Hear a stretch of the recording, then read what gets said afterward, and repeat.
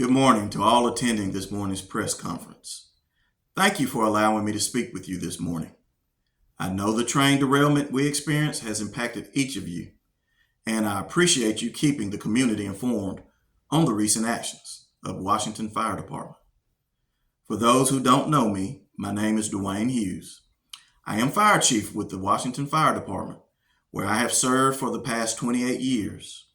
My primary goal as Fire Chief has been to increase department staffing levels. The mission set before us is difficult.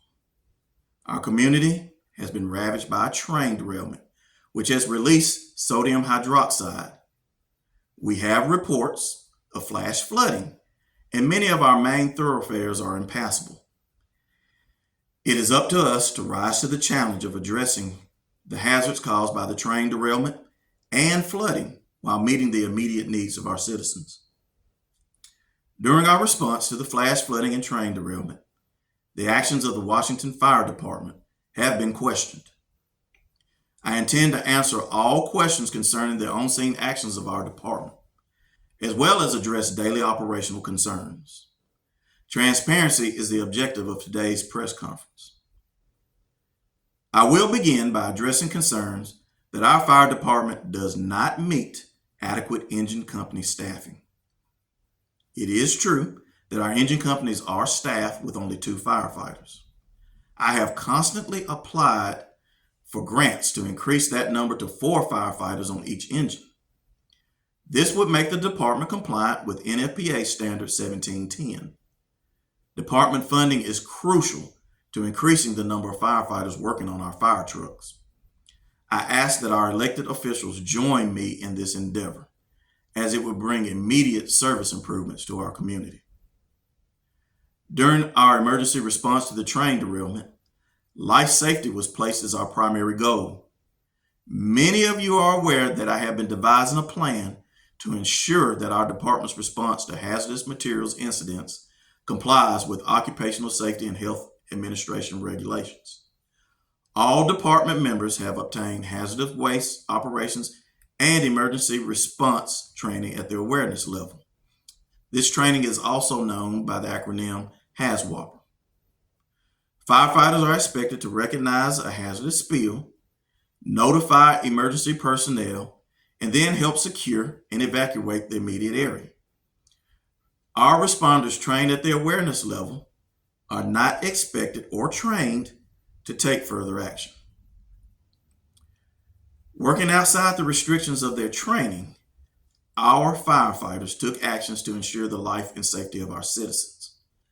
Firefighters immediately recognized that sodium hydroxide solution would travel with floodwaters inside our local nursing home.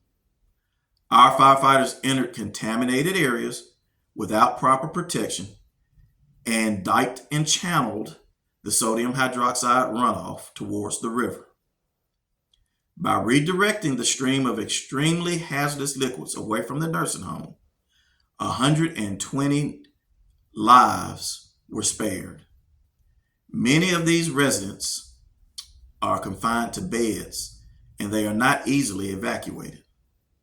I'm acutely aware that the sodium hydroxide runoff did enter our river, and that runoff did lead to a massive fish kill. Although our firefighter actions run contrary to those legally mandated by the state, I do defend their actions.